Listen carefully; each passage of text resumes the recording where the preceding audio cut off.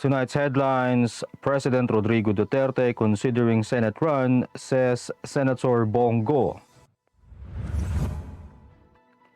Standing passengers in buses still not allowed.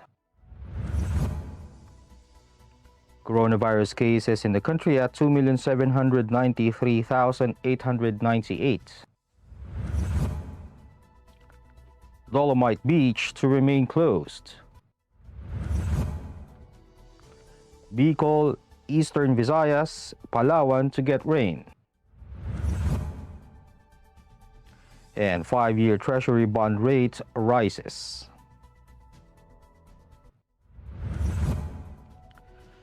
Good evening. Today is Wednesday, November 3, 2021. I am Elmer Navarro Manuel and this is Tribune News on Q. Here are the stories for this evening. Senator Christopher Lawrence Bongo on Wednesday disclosed that President Rodrigo Duterte is open to seeking a Senate seat in the May 2022 elections. Go said the president was looking at several factors before making a decision, including whether his candidacy will help PDP Laban Bets win or whether a Senate stint will help the country. Last week, PDP Laban President and Energy Secretary Alfonso Cusi disclosed that the ruling party was convincing Duterte to run for senator in the national elections next year. The ruling party's original plan was for Duterte to run for vice president with Go as the presidential bet. Duterte even accepted his party's nomination but changed his mind on October 2 when he announced he would be retiring from politics. The Land Transportation Franchising and Regulatory Board has backtracked on its earlier announcement that standing passengers will be allowed inside buses and modern jeepneys. LTFRB Chairman Martin Delga III said that the LTFRB met with the Metropolitan Manila Development Authority, the Interagency Council for Traffic, and the Land Transportation Office to discuss how to implement this, but found out that it will only cause confusion. The LTFRB chief added the agency allowed the reconfiguration of seating arrangements inside public road transport vehicles to accommodate the 70% operating capacity without allowing standing passengers. However, commuters are still required to observe health protocols such as wearing masks and face shields. The Department of Health reported 1,591 confirmed coronavirus disease cases on Wednesday to bring the total number of infections in the country to 2,793,898, even as 7 laboratories failed to submit data on time.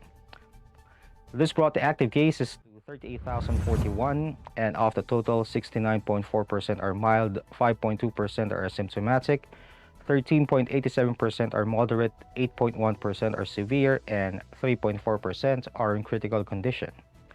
The number of recoveries, on the other hand, rose to 2,712,298 after 4,294 patients recovered from the deadly disease. The death toll is now at 43,586, with 186 fatalities recorded. Data also show that 44% of the 4,100 intensive care unit beds for COVID-19 patients nationwide are in use. Tribune News on Q will be back after these reminders.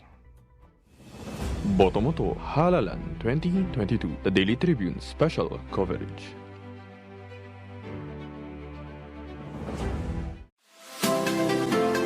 Magandang araw mga katribu! Narito na ang mga makakasama nyo tuwing umaga sa programang Gising Na. Roy Pelevelo, Comfy Manalo, Atty. Lia Badillo Crisostomo, Vernon Velasco, Kim Sancha at Chirk Balagtas. Abangan ang programang Gising Na mula alas 8 hanggang alas 9 ng umaga sa Facebook page ng Daily Tribune. Ilabas ng mainit na kape at samahan kami sa inyong pag-almusal, mga katribo. Sama-sama natin alamin ang mga natatagong istorya sa mga latest na kaganapan sa loob at labas ng bansa.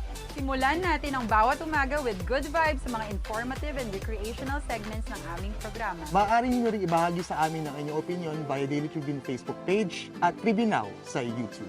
Makichika na rin sa latest showbiz happenings, mga katribo. Kaya naman, magkita-kita po tayo mula Lunes hanggang Biyernes, alas 8 hanggang alas 9 ng umaga at magsama-sama po tayo sa Gising Na! Boto mo to, Halalan 2022, the Daily Tribune special coverage.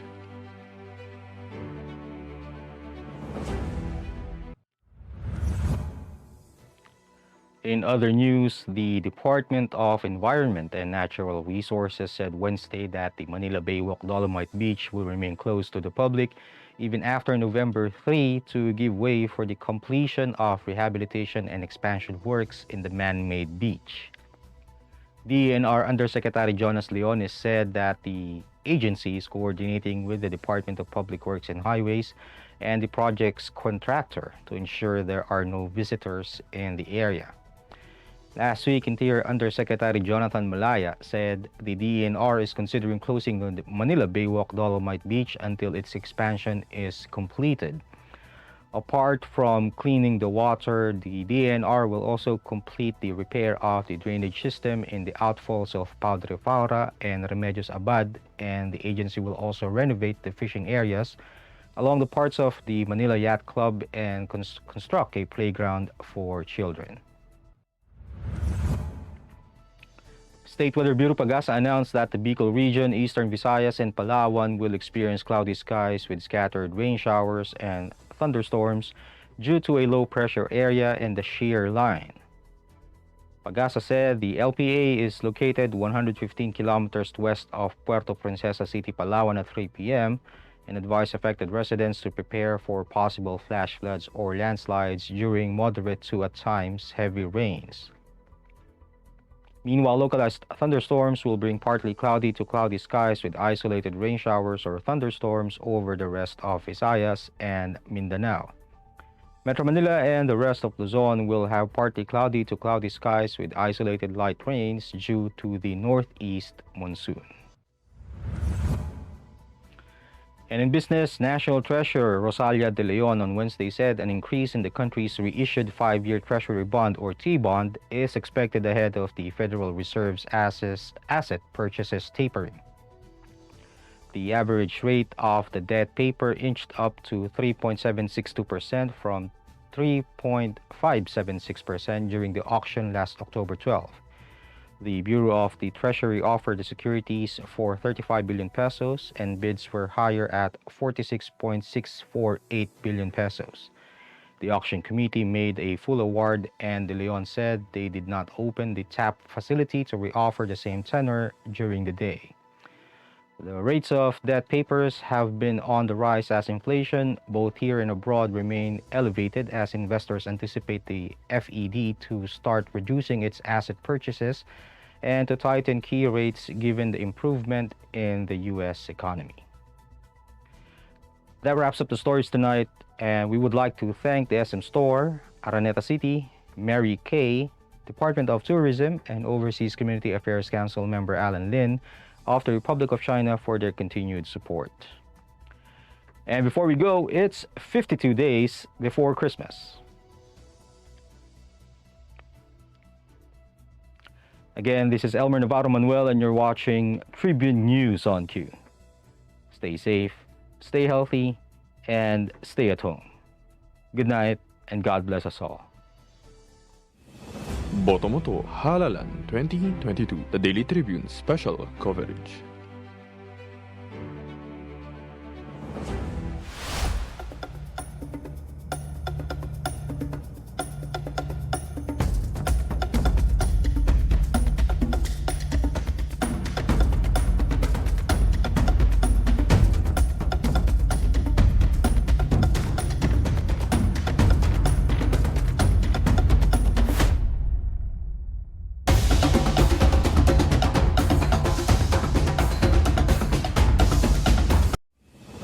Boto mo to, Halalan 2022, the Daily Tribune special coverage.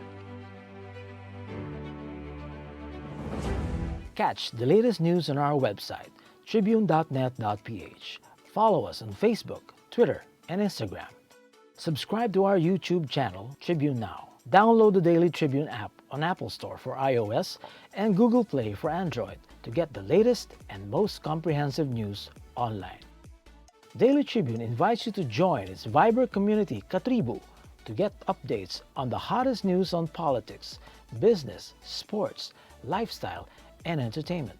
Emoticons of the Tribune mascot Tercito are available on our community Viber.